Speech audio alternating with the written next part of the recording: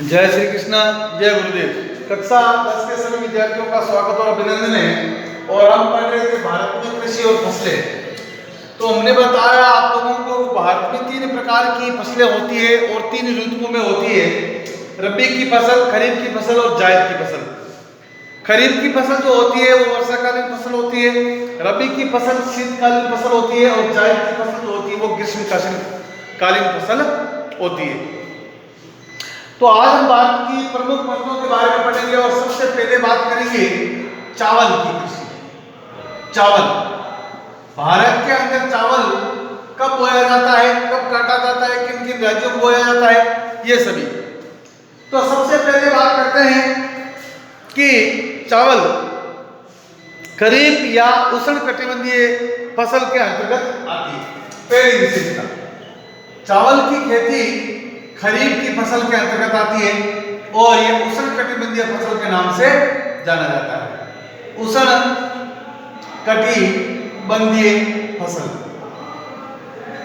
दूसरी बात यह है कि यह फसल जो है आपके तमिलनाडु तथा पश्चिम बंगाल में जलवायु के अनुकूल तीनों ऋतुओं में बोई जाती है।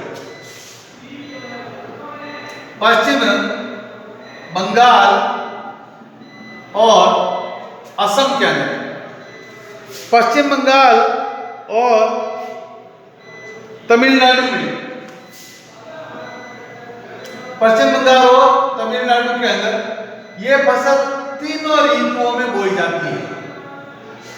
चावल की फसल जो होती है वो तीनों ऋतुओं में बोई जाती है।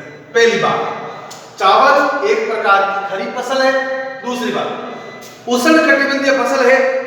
पश्चिम बंगाल और तमिलनाडु के अंदर चावल की कृषि तीनों ऋतुओं में, जायद की फसल में, खरीफ की फसल में और रबी की फसल में, तीनों ऋतुओं के अंदर ये बोई जाती है।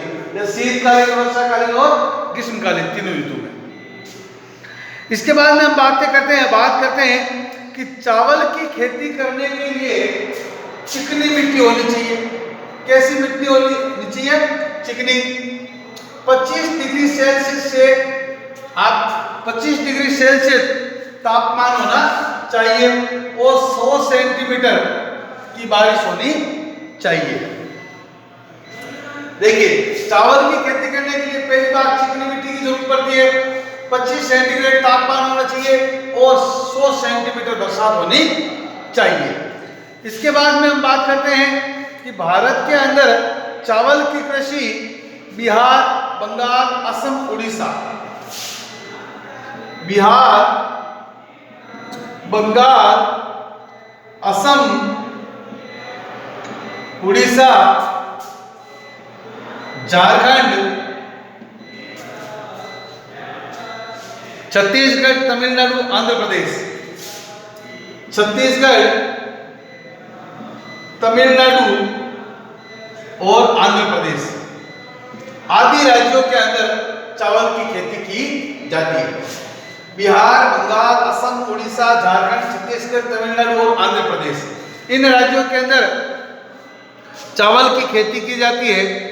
और चावल जो है इन प्रमुख भौगोलिक क्षेत्रों के अलावा आपके डेल्टाई क्षेत्रों में, जैसे ब्रह्मपुत्र का मैदान, हिमालय की गिरिपथ की पहाड़ियां, तराई प्रदेश, यहाँ पर भी जो है चावल की खेती की जाती है।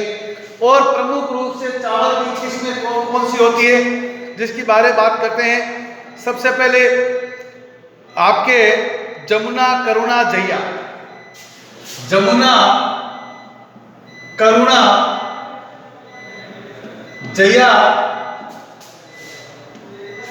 जमुना, करुणा, जया, पद्मा, कांची, पद्मा, कांची, कृष्णा, कावेरी और हंसा, पुष्सा, सुगंध 5। हंसा, पूसा, सुगंध 5।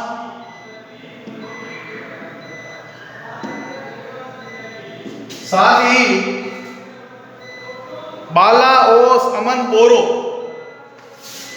बाला, ओस, अमन बोरो, बाला, ओस, अमन बोरो, रत्ना, ये सभी चावल की किस्में हैं। किसकी किस्में हैं? चावल की। तो चावल की खेती खरीफ की फसल है, उष्णकटिबंधीय फसल है। ये पश्चिम बंगाल और तमिलनाडु में 3 ऋतुओं में बोई जाती है। इस चावल की खेती करने के लिए चिकनी मिट्टी की जरूरत पड़ती है। 25 सेंटीग्रेड तापमान की आवश्यकता पड़ती है। 100 सेंटीमीटर बरसात की जरूरत पड़ती है। बिहार, बंगाल, असम, उड़ीसा, झारखंड, छत्तीसगढ़, तमिलनाडु और आंध्र प्रदेश, 3 राज्यों के अंदर चावल की खेती की जाती है। और प्रमुख रूप से चावल की जो किस्में हैं, जमुना, करुणा, जया, पद्मा, कांची, कृष्णा, कावेरी, हंसा, पूसा, सुगंध 5, बाला, ओस, अमन, बोरो और रत्ना, ये जो है वो चावल की किस्में हैं जो अलग अलग क्षेत्रों में बोई जाती है। इसके बाद में हम लोग बात करते हैं आपके गेहूं की। गेहूं की फसल जो है वो आपके भारत के अंदर रबी की फसल के नाम से जानी जाती है। और सर्वाधिक उत्पादन जो है हरियाणा और उत्तर प्रदेश की तरफ होता है। और ये एक प्रकार की खरीफ की फसल के नाम से जानी जाती है। तो हम बात करते हैं गेहूं की। गेहूं उत्पादन के लिए आवश्यक भौतिक परिस्थितियां ये होनी चाहिए कि ये एक प्रकार की गेहूं की खेती जो है वो रबी की फसल है। कैसी फसल है? रबी की फसल। रबी का मतलब क्या हुआ? शीतकालीन फसल। कैसी है? शीतकालीन। दूसरी बात यह है कि गेहूं की कृषि के लिए उपजाऊ दोमट मिट्टी और ठंडी जलवायु। इसके लिए मिट्टी कैसी होनी चाहिए? दोमट मिट्टी और ठंडी जलवायु। दोमट मिट्टी और ठंडी जलवायु, साथ ही आपके 50 से 75 सेंटीमीटर बरसात, 50 से 75 सेंटीमीटर वर्षा, और आपके तापमान की अगर बात करें तो 10 डिग्री से 15 डिग्री सेंटीग्रेड तापमान होना चाहिए। 10 से 15 सेंटीग्रेड तापमान होना चाहिए। इसके बाद में ये फसल जो है आपके भारत में एक क्रांति हुई थी जिसका नाम है हरित क्रांति। और हरित क्रांति के दौरान इस फसल का काफी मात्रा में उत्पादन किया गया था उत्तर प्रदेश और हरियाणा में। ठीक है ना भाई? ये फसल जो है आपके सर्वाधिक इसका उत्पादन उत्तर प्रदेश में, पंजाब में, हरियाणा में, मध्य प्रदेश, राजस्थान, बिहार, गुजरात में इसका उत्पादन होता है। तो गेहूं की खेती उत्तर प्रदेश, मध्य प्रदेश, पंजाब, हरियाणा, राजस्थान, महाराष्ट्र, इन राज्यों के अंदर गेहूं की खेती होती है। उत्तर प्रदेश में सर्वाधिक अधिक होती है, उसके बाद पंजाब में, फिर हरियाणा में, उसके बाद में मध्य प्रदेश, महाराष्ट्र और राजस्थान के अंदर जो है आपके सर्वाधिक गेहूं का उत्पादन किया जाता है।